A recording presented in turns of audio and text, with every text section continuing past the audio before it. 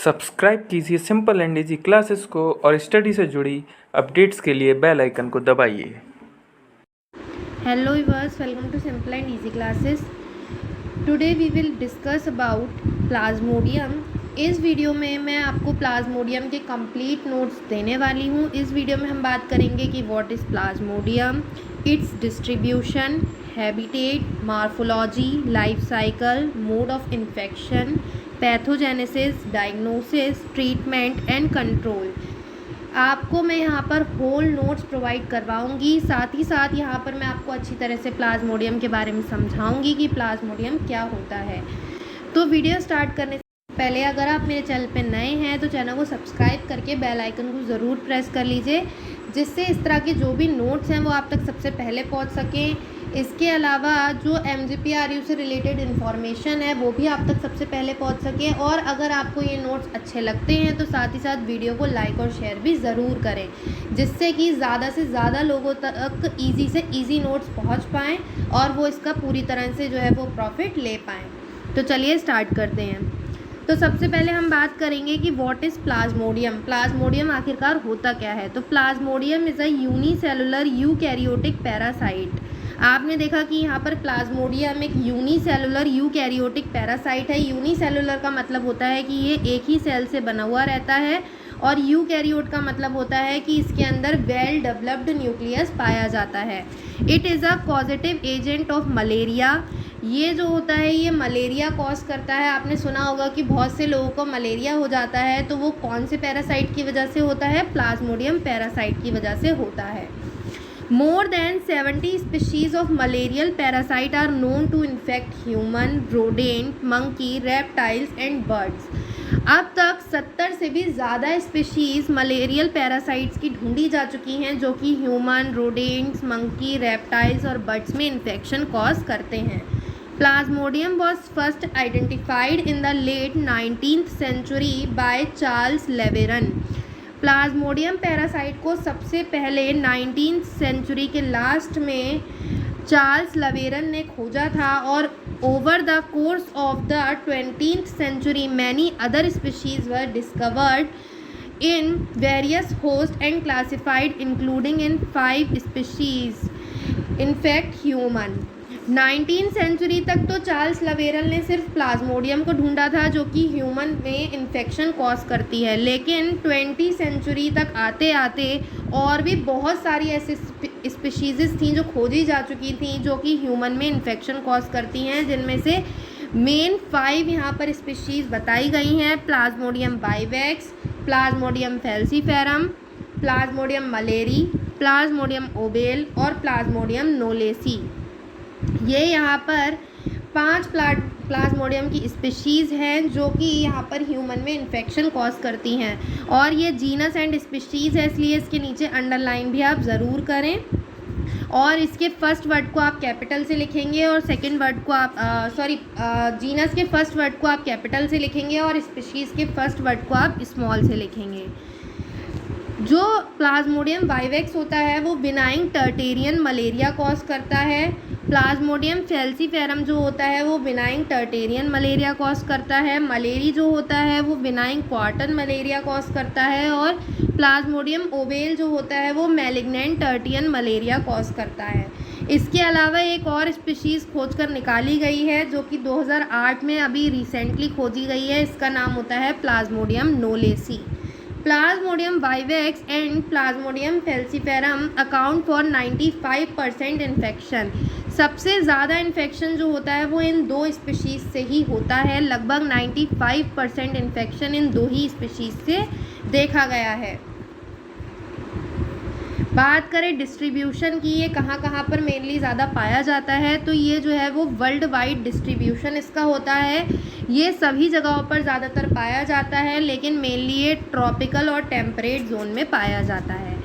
Habitat की बात करें कि हैबिटेट का मतलब होता है कि ये कहाँ रहता है, तो plasmodium vivax are found inhabiting the liver and blood of human and salivary gland of mosquito. आपको पता होगा कि इसके 2 होस्ट होते हैं, एक ह्यूमन और दूसरा मॉस्किटो। तो ये ह्यूमन के लीवर और उसके ब्लड में रहता है, और अगर ये मॉस्किटो में है तो ये उसकी सलाइवरी ग्लैंड में पाया जाता है। मीन्स यानी कि उसमें रहता है ये, या अपनी लाइफ साइकिल उसकी सलाइवरी ग्लैंड में कंप्लीट करता है। बात करें मॉर्फोलॉजी की, मॉर्फोलॉजी का मतलब होता है कि कैसा दिखाई देता है प्लाज्मोडियम। तो it is amoeboid uninucleate form enveloped by the double layer plasmalemma. ये जो होता है ये अमीवा की तरह होता है और ये यूनिसेलुलर होता है और इसमें यूनिन्यूक्लिएट भी होता है। ये जो है इसमें एक ही न्यूक्लियस पाया जाता है और ये जो होता है ये डबल लेयर्ड प्लाज्मा लेमा से कवर्ड रहता है। मान लीजिए ये आपका प्लाज्मोडियम है तो इसमें ये डबल लेयर्ड प्लाज्मा लेमा रहती है और इसमें एक ही न्यूक्लियस होता है। साइटोप्लाज्म जो होता है इसका ग्रैनुलर होता है और वैक्यूलेटेड होता है। ये साइटोप्लाज्म ग्रैनुलर मतलब जैसे कि गाढ़ा होता है और इसमें ग्रैन्यूल्स टाइप के पाए जाते हैं और ये वैक्यूलेटेड होता है यानी कि इसमें वैक्यूल्स भी पाई जाती हैं। It contains endoplasmic reticulum. ये endoplasmic reticulum Golgi body, ribosome, food vacuoles and mitochondria बनाता है। इसके अंदर ये सभी सेल ऑर्गेनल्स पाए जाते हैं। फूड वैक्यूल्स जो होते हैं वो इसके हीमोज्वाइन बनाते हैं जो कि इसका फूड पार्टिकल होता है। The asexual replication process of merogony inside the host RBC. जो प्लाज्मोडियम की एक एसेक्सुअल प्रोसेस होती है, रेप्लिकेशन प्रोसेस जिसे हम मीरोगोनी कहते हैं, वो होती है होस्ट आरबीसी के अंदर and produce the crystalline pigment. और ये एक क्रिस्टलाइन पिगमेंट बनाता है जिसे हीमोजोइन कहते हैं as a by product by digesting host hemoglobin. जब ये हीमोग्लोबिन के ऊपर फीड करता है तो हीमोग्लोबिन को फीड करने के बाद एज अ बाय प्रोडक्ट ये हीमोज्वाइन बनाता है। Plasmodium genome is separated into 14 chromosome. जो प्लाज्मोडियम का जीनोम होता है वो 14 क्रोमोसोम्स में सेपरेटेड रहता है न्यूक्लियस में। Plasmodium parasite maintain a single copy of their genome. Plasmodium जो होता है वो मेंटेन करे रहता है अपने सिंगल कॉपी ऑफ जीनोम को only for a brief asexual exchange between the midgut of insect host. जब ये इंसेक्ट के मिडगट में होता है तो वहाँ पर ये अपना सेक्सुअल एक्सचेंज जो होता है उसको ये बनाए रहता है और वहाँ पर जो इसका जीनोम होता है वो सिंगल कॉपी में ही रहता है। Concentric body which is attach to double layer plasmalemma. इसमें एक कंसेंट्रिक बॉडी पाई जाती है जो कि प्लाज्मा लेमा से अटैच रहती है और माइटोकॉन्ड्रियल फंक्शन करती है, मतलब इसको एनर्जी प्रोवाइड कराने का काम करती है। यहाँ पर आप इसका डायग्राम देख सकते हैं। जो जो चीज़ें मैंने आपको यहाँ पर बताई थी वो सब चीज़ें आपको यहाँ पर इसमें देखने को मिलेंगी। यहाँ पे डबल लेयर प्लाज्मा लेमा आपको देखने मिलेगा, यहाँ पर nucleus, endoplasmic reticulum, ribosomes, mitochondria, vacuoles और इसकी एक कंसेंट्रिक बॉडी भी होती है। इसमें गोल्जी बॉडी यहाँ पर आपको देखने को मिलेगी। यहाँ पर आपको हीमोज्वाइन जो है वो इसके फूड वैक्यूल में एज अ बाय प्रोडक्ट आपको देखने को मिलेगा। अब बात करते हैं लाइफ साइकिल की। तो लाइफ साइकिल की बात करें तो the life cycle is almost the same all the 5 species then infect human and follows 3 stages. चाहे इसकी कोई भी स्पीशीज़ क्यों ना हो, उनकी सभी की लाइफ साइकिल लगभग एक जैसी ही होती है और इन्हीं 3 स्टेप्स को ये फॉलो करती है। Infection of human with sporozoite. सबसे पहले ये क्या करती है, ह्यूमन में इन्फेक्शन कॉज करती है अपने स्पोरोजोइड्स के थ्रू। फिर एसेक्सुअल रिप्रोडक्शन होता है ह्यूमन के अंदर और उसके बाद सेक्सुअल रिप्रोडक्शन होता है मॉस्किटो के अंदर। घबराने की बिल्कुल भी ज़रूरत नहीं है, इसको यहाँ मैं डिटेल में समझाऊंगी, परेशान होने की बिल्कुल भी ज़रूरत नहीं है। अगर आपको कहीं पर भी कुछ भी समझ में नहीं आता है तो आप मुझसे कमेंट बॉक्स में कमेंट करके भी पूछ सकते हैं। The 2 first stage takes place exclusively into the human body. शुरू की 2 स्टेजेस जो होती हैं वो मैंने अभी आपको बताया कि वो ह्यूमन के अंदर होती हैं और जो थर्ड स्टेज होती है वो मॉस्किटो के अंदर होती है जो कि इसकी लास्ट स्टेज भी होती है। The human infection begin when an infected female anopheles mosquito bite a person and infected with sporozoite saliva into the blood circulation. जो एनाफिलीज मॉस्किटो होती है, फीमेल एनाफिलीज मॉस्किटो, जब ये ह्यूमन को आकर बाइट करती है, मान लीजिए इसने ह्यूमन को आकर बाइट किया और बाइट करने के बाद ये क्या करती है, ह्यूमन के ब्लड में अपने स्पोरोजोइड्स को छोड़ जाती है। ठीक है, सबसे पहले ये अपना सलाइवा उसमें छोड़ती है, जैसे कि इसने यहाँ पर ये आई, इसने बाइट किया ह्यूमन को, इसने अपना सलाइवा छोड़ा और इसके सलाइवा में क्या पाए जाते हैं, बहुत सारे स्पोरोजोइट्स पाए जाते हैं प्लाज्मोडियम के। ठीक है, फिर ए सेक्शुअल रिप्रोडक्शन स्टार्ट हुआ। Asexual reproduction is divided into different phases. जो ए सेक्शुअल रिप्रोडक्शन होता है ये जो है डिफरेंट फेजेस में होता है। इसकी दो फेजेस होती हैं, एक एक्सो इरेथ्रोसाइटिक और एक इरेथ्रोसाइटिक फेज़। जो एक्सो इरेथ्रोसाइटिक फेज़ होती है, यहाँ पर इरेथ्रो का मतलब होता है यहाँ पर ब्लड से, आरबीसी से आप लगा सकते हैं, और एक्सो का मतलब है कि ये अभी आरबीसी में नहीं हो रही है, आरबीसी के बाहर है। तो आरबीसी के बाहर कहाँ पर होगा इसका ये सेक्सुअल रिप्रोडक्शन, वो देख लेते हैं। With in only 30 to 60 minutes, जैसे ही मॉस्किटो ने बाइट किया उसके 30 to 60 मिनट के अंदर, after the parasite inoculation, the first target of sporozoite is the liver.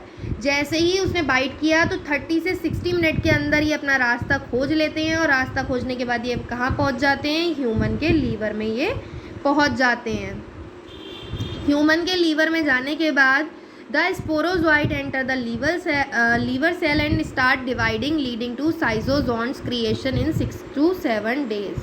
जब ये लीवर में पहुंच जाते हैं तो ये साइजोजोन्स बनाने लगते हैं। लगभग 6 से 7 दिन तक ये अपने आप को डिवाइड करती रहती हैं और साइजोन्स बनाती हैं। Each schizonts give birth to thousands of merozoite.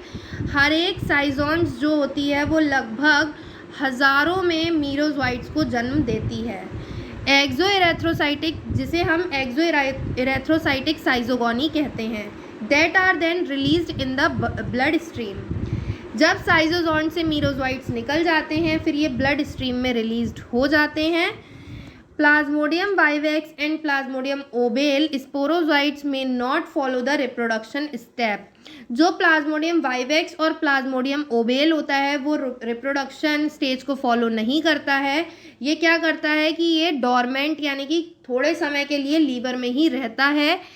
They may be activated after a long time, leading to relapse entering the blood stream as merozoite. ये क्या करता है कि ये हिप्नोजोइट की फॉर्म में लीवर में रहता है और बहुत ही लंबे समय के बाद आफ्टर अ लॉन्ग टाइम ये क्या करता है, एज अ मीरोजोइट ब्लड में एंटर करता है। चाहे आफ्टर अ लॉन्ग टाइम वो वीक भी हो सकते हैं, मंथ भी हो सकते हैं और ईयर्स भी हो सकते हैं। अब आता है आपका ये एक्सो इरेथ्रोसाइटिक फेज जो होती है ये पैथोजेनिक नहीं होती है और ये कोई भी सिम्टम भी प्रोड्यूस नहीं करती है, ना ही इसके कोई साइन होते हैं ना ही इसके कोई सिम्टम्स होते हैं। It's duration is not the same for all the parasite species. ये जो ड्यूरेशन होती है ये ज़रूरी नहीं है कि सभी पैरासाइट्स में सेम हो, किसी में कुछ दिन तो किसी में कुछ दिन हो सकते हैं। ये भी मैं आपको वीडियो में बताऊंगी कि कौन सी स्पीशीज़ में कितने दिनों तक के लिए जो है ये इन्फेक्शन रहता है। अब बात करते हैं इसकी सेकेंड स्टेज यानी कि इरेथ्रोसाइटिक फेज की। The second target is RBC of merozoite. जब मीरोजोइट साइजोन्स में से रिलीज़ हो जाते हैं तो रिलीज़ होने के बाद ये आपके ब्लड में आ जाते हैं, आरबीसीज में आ जाते हैं और वहाँ पर ये जो होते हैं ट्रोफोजोइट की फॉर्म में डेवलप होते हैं। फिर जो ट्रोफोजोइट होता है ये हीम को डाइजेस्ट नहीं कर सकता है, सो दे कन्वर्ट इट इन हीमोज्वाइन। तो ये क्या करता है कि ये इसको कोशिश करता है कि ये इसको हीमोज्वाइन में कन्वर्ट करे। ये क्या करता है, ये हीम को डाइजेस्ट नहीं कर सकता है, इसीलिए ये इसको हीमोज्वाइन में कन्वर्ट कर देता है। तो ये हीम को तो डाइजेस्ट नहीं कर पाया, इसलिए इसने क्या किया कि इसने हीमोज्वाइन में कन्वर्ट कर दिया एज अ बाय प्रोडक्ट और डाइजेस्ट कर दिया हीमोग्लोबिन को, that is used as a source of amino acids for their reproduction. और अपने रिप्रोडक्शन के लिए जो ग्लोबिन थी उसको इसने सोर्स बनाया ऑफ अमीनो एसिड्स का। The erythrocytic schizonts initially immature. जो इरेथ्रोसाइटिक साइजोन्स होते हैं वो अभी जो है वो इमैच्योर होते हैं, लेकिन ये बाद में मैच्योर साइजोन्स बना लेते हैं। Each mature schizonts give birth to new generation merozoites. जो हर एक साइजोन्स होते हैं वो क्या करते हैं, बहुत सारे मीरोजोइट्स को जन्म देते हैं और इसी को ही इरेथ्रोसाइटिक साइजोगोनी कहते हैं। दैट आफ्टर आरबीसी रैप्चर्ड, जब ये आरबीसी में पूरी तरह से कब्जा कर लेते हैं तो आरबीसी जो होती है वो रैप्चर हो जाती है और रिलीज और ये रैप्चर होने के बाद are release in the blood stream in order to invade the other RBCs. जब ये जो होते हैं मीरोजोइट्स जो होते हैं आरबीसीज के अंदर बनते रहते हैं, फिर जैसे ही आरबीसी रैप्चर होती है तो रैप्चर होने के बाद सारे मीरोजोइट्स बाहर आ जाते हैं और वो अदर आरबीसीज के ऊपर इन्वेड यानी कि कब्जा शुरू कर देते हैं। The liver phase occur only once while the erythrocytic phase undergoes multiple cycle. जो लीवर फेज होती है वो सिर्फ एक ही बार होती है, लेकिन जो इरेथ्रोसाइटिक फेज होती है यानी कि जो आरबीसीज के ऊपर होती है वो मल्टीपल टाइम्स हो सकती है, इसकी मल्टीपल साइकिल्स हो सकती हैं। The merozoite release after each cycle create the febrile waves. जब मीरोजोइट रिलीज होती है तो रिलीज होने के बाद हर एक साइकिल में कुछ फेब्राइल वेव्स रिलीज करती है। The erythrocyte differentiate into male and female gametocytes that is a non pathogenic form of parasite. फिर जो इरेथ्रोसाइट्स होते हैं ये मेल और फीमेल गैमेटोसाइट्स में चेंज हो जाते हैं, जो कि नॉन पैथोजेनिक फॉर्म होती है पैरासाइट की।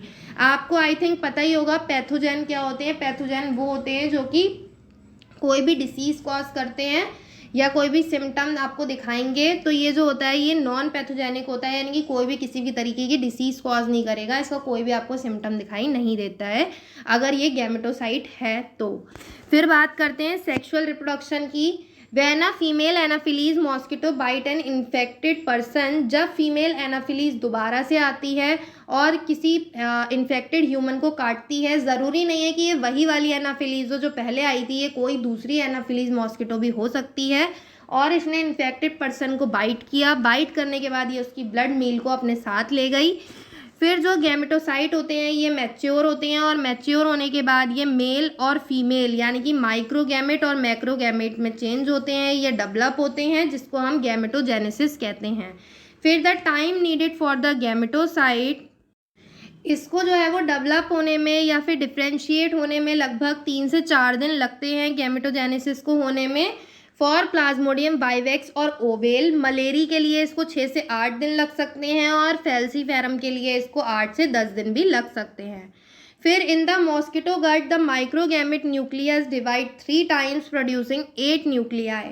जो माइक्रोगैमेट होता है वो आपका मेल जो है वो प्लाज्मोडियम का मेल होता है, जो कि 3 बार डिवाइड करता है और डिवाइड करने के बाद 8 न्यूक्लियाई बनाता है। और हर एक न्यूक्लियाई जो होता है वो मैक्रोगैमेट को फर्टिलाइज करता है और फर्टिलाइज करने के बाद जाइगोट बनाता है।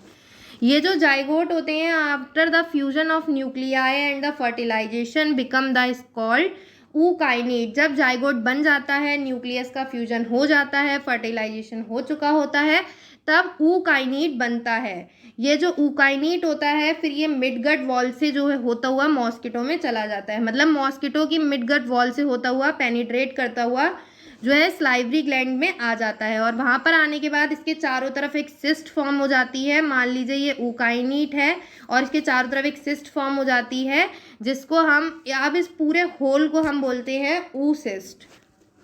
इनसाइड द ऊसिस्ट, अब इस ऊ साइड के अंदर जो है ये ऊकाइनेट जो होते हैं वो डिवाइड होते रहते हैं, डिवाइड होते रहते हैं, डिवाइड होते रहते हैं। और डिवाइड होने के बाद ये क्या करते हैं, बहुत सारे स्पोरोजोइट्स बनाते हैं। और स्पोरोजोइट्स बनने के बाद जब स्पोरोगोनी होती है 8 से 15 दिन के बाद, तो ये क्या करते हैं, बहुत सारे स्पोरोजोइट्स जो होते हैं उसे रिलीज़ कर देते हैं। और जब फिर एनाफिलीज मॉस्किटो किसी हेल्दी ह्यूमन को काटता है तो ये स्पोरोजोइट्स उसकी ब्लड मील में चले जाते हैं और वापस से जो है उसके लीवर में इन्फेक्शन कॉज करना शुरू कर देते हैं। और इस तरह से ये होल प्रोसेस आपकी चलती रहती है। अब बात करें the duration of each above describe phase is different of Plasmodium as shown is following table. मैंने आपको बताया था कि हर एक का रिप्रोडक्शन जो स्टेज होती है या रिप्रोडक्शन टाइमिंग होती है वो अलग अलग होती है। तो यहाँ पर जो प्रो इरेथ्रोसाइटिक फेज होती है जिसको हम एक्सो इरेथ्रोसाइटिक फेज कहते हैं, और erythrocytic phase, incubation period, sporogony, ये सभी स्पीशीज़ में अलग अलग होती है। तो ये प्लाज्मोडियम बाइवेक्स में 6 से 8 दिन की होती है, प्लाज्मोडियम ओवेल में 9 डेज़ की होती है, फैल्सीफेरम में 5 से 7 दिन की होती है, प्लाज्मोडियम मलेरी में ये 14 से 16 दिन की होती है। इरेथ्रोसाइटिक फेज की बात करें तो वाइवेक्स में ये 48 डेज़ की 48 आवर्स की होगी, ओबेल की बात करें तो ये 50 आवर्स की होती है। फैल्सीफेरम की बात करें तो ये 48 आवर्स की होती है। और मलेरी की बात करें तो ये 72 आवर्स की होती है। फिर इनक्यूबेशन पीरियड की बात करें तो ये 12 टू 17 डेज़ की हो सकती है प्लाज्मोडियम वाइवेक्स में, या फिर ये 6 टू 12 मंथ की भी हो सकती है। ओबेल की बात करें तो ये 16 टू 18 डेज़ की हो सकती है, इससे ज़्यादा भी हो सकती है। फैल्सीफेरम की बात करें तो ये 9 टू 14 डेज़ की हो सकती है। और मलेरी की बात करें तो ये 18 टू 40 डेज़ या इससे ज़्यादा भी हो सकती है। स्पोरोगोनी की बात करें तो ये 8 से 10 दिन की वाइवेक्स में, ओबेल में 12 से 14 दिन की, फैल्सीफेरम में 9 टू 10 डेज़ की, और मलेरी में 12 टू 14 डेज़ की हो सकती है। यहाँ पे हो सकता है कुछ स्टूडेंट्स को ये कन्फ्यूजन हो कि इनक्यूबेशन पीरियड क्या होता है, तो मैं आपको बता दूँ, जब ये ह्यूमन की बॉडी में इन्फेक्शन कॉज करता है तो ये कितने दिन के लिए ह्यूमन में इन्फेक्शन कॉज करता है या उनके अंदर रहता है, तो ये उसकी बात यहाँ पर हो रही है। अब आगे बात करते हैं इसके डायग्राम के बारे में। मैं आपको बता दूं तो जैसे कि आप यहाँ देख सकते हैं, ये फीमेल मॉस्किटो है एनाफिलीज, ये आई, इसने ह्यूमन को बाइट किया। ये ह्यूमन की यहाँ पर आपको स्किन दिख रही होगी, इसने आकर ह्यूमन को बाइट किया। बाइट करने के बाद इसने क्या किया, अपने बहुत सारे स्पोरोजोइट्स जो थे वो यहाँ पर छोड़ दिए। अब ये जो स्पोरोजोइट होते हैं ये लीवर में चले जाते हैं। लीवर में यहाँ पर जाने के बाद यहाँ पर ये होते हैं मैच्योर होते हैं, और मैच्योर होने के बाद यहाँ पे ये साइजोजोइड से मीरोजोइट्स बनते हैं। यहाँ पर मीरोजोइट्स बन गए और ये रिलीज़ हो चुके हैं। मीरोजोइट्स यहाँ से रिलीज़ होने के बाद ये आती है आरबीसीज में। यहाँ पर ये आरबीसीज में आ चुके हैं, और आरबीसीज में आने के बाद अब ये ट्रोफोजोइट में डेवलप हो रहा है।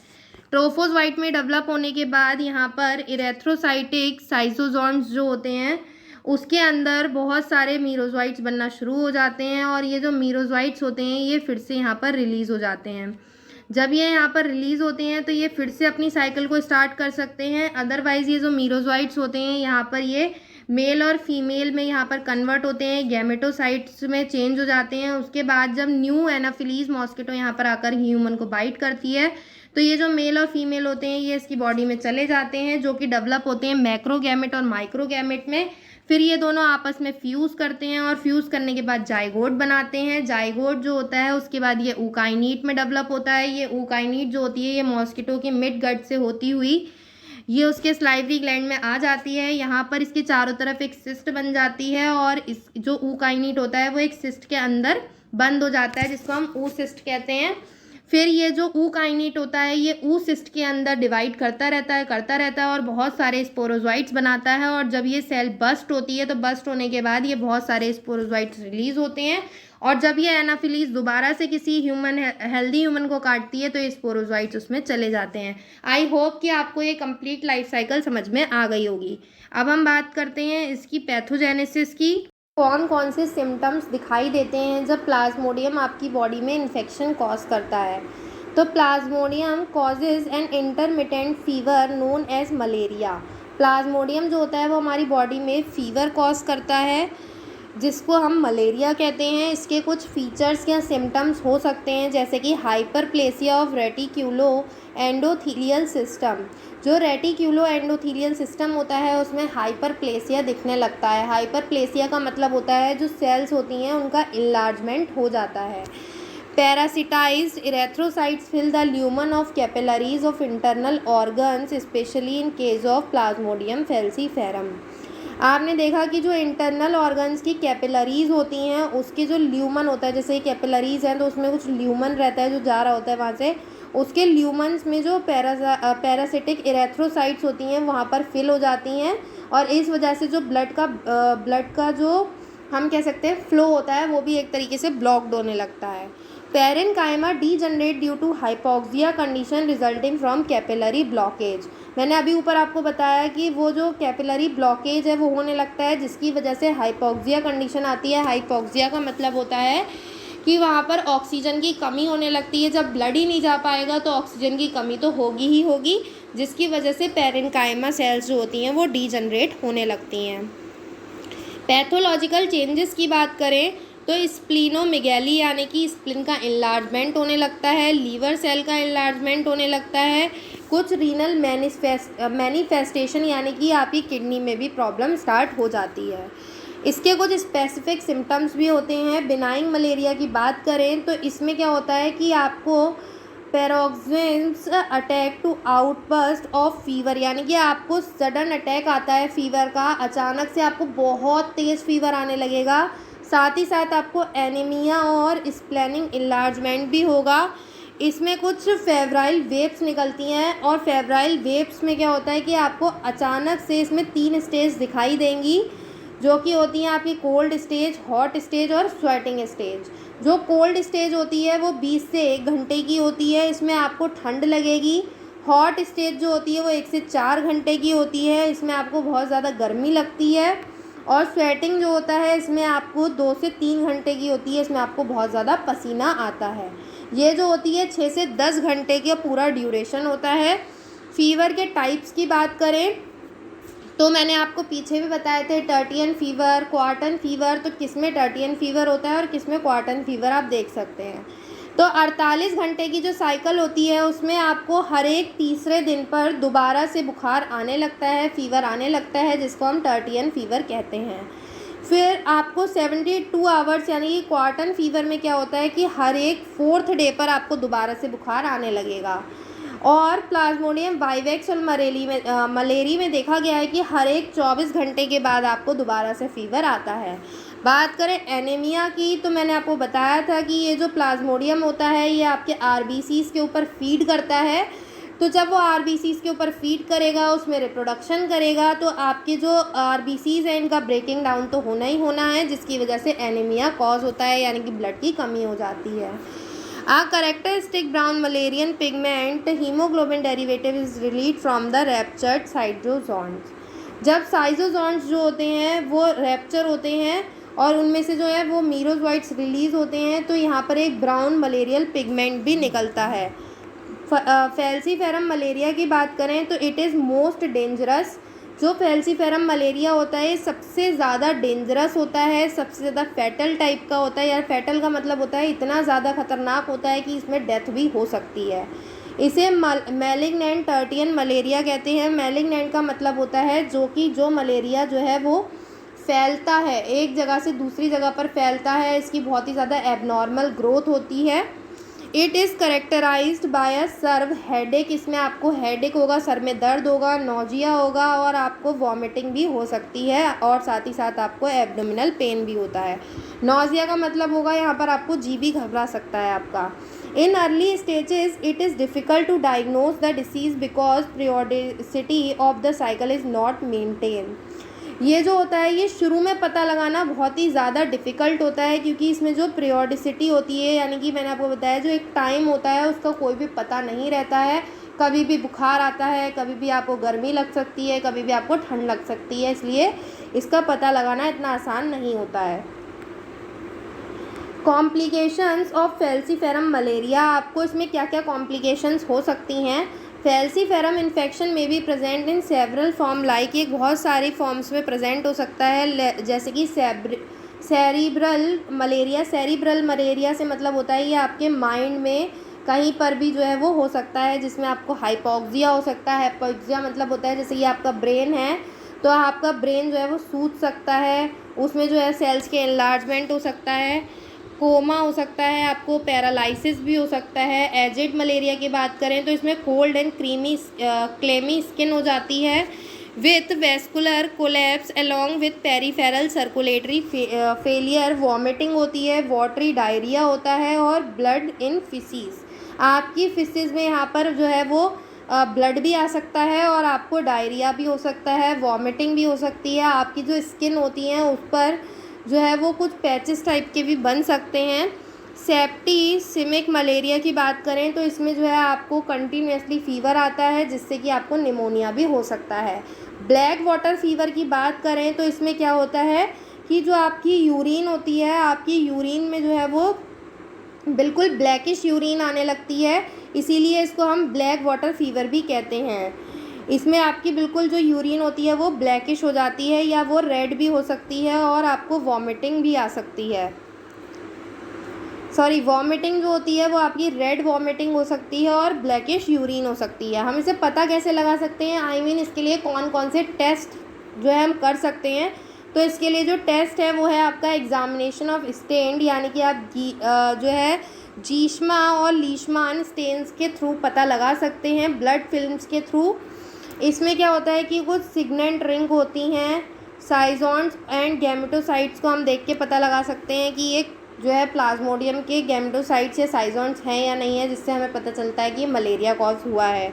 इसके लिए एलाइसा टेस्ट भी होता है, रिया टेस्ट होता है, और इसके लिए जो है वो एंटीबॉडीज़ का भी एक टेस्ट होता है, जिसे हम identification of monoclonal antibodies against the Plasmodium falciparum के जो है अगेंस्ट में जो एंटीबॉडीज़ बनती हैं हम उनका टेस्ट करके भी पता लगा सकते हैं।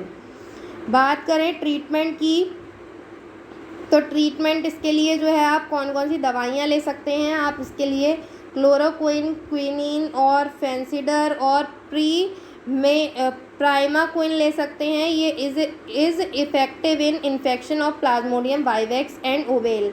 अगर आपको प्लाज्मोडियम वाइवेक्स या ओवेल का इन्फेक्शन हुआ है तो ये बहुत ज़्यादा इफ़ेक्टिव होती है प्राइमाक्विन। कंट्रोल आप कैसे कर सकते हैं, ये जनरल कंट्रोल्स होते हैं, सभी को पता है कि हमें मॉस्किटो से कैसे दूर रहना है। तो आप क्या कर सकते हैं कि आप पहले तो आप नेट का यूज़ करें, इंसेक्ट रेपिलेंट्स का यूज़ करें, और आप destruction of larvae and pupae of mosquito, कहीं पर भी अगर लार्वी या प्यूपी बन रहे हैं मॉस्किटो के तो आप उनको जल्द से जल्द ख़त्म करने की कोशिश करें। प्रॉपर ड्रेनेज करें, कहीं पर भी पानी को इकट्ठा ना होने दें। आप क्या करें कि ऑयल स्क्रीन्स बना सकते हैं। मान लीजिए कहीं पर भी पानी इकट्ठा हो रहा है तो आप इसके ऊपर क्या करें, थोड़ा सा पेट्रोल छिड़क दें या फिर पैराफिन ऑयल छिड़क दें, कोई आप केरोसिन छिड़क सकते हैं, जिससे कि उसके ऊपर जो मॉस्किटो है वो अपने एग नहीं दे पाएगा।